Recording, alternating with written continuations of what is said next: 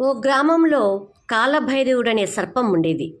అది తన భీకర విషజ్వాలలతో ఆ ప్రాంతం ప్రజలను గడగడలాడించేది. ఆ దారినే వెళ్తున్న ఓ మునీశ్వరుడు ఆ సర్పంతో, ఇంత భయభ్రాంతులను చేయటం ద్వారా ఏం సాధిస్తావు?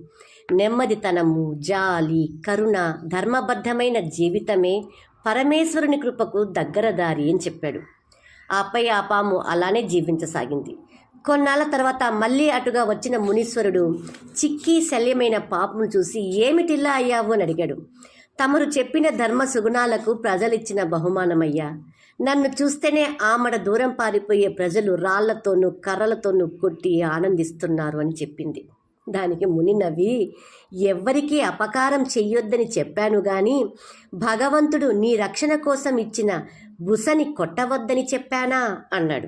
కాన మనలో మంచితనం ఉండటం వేరు.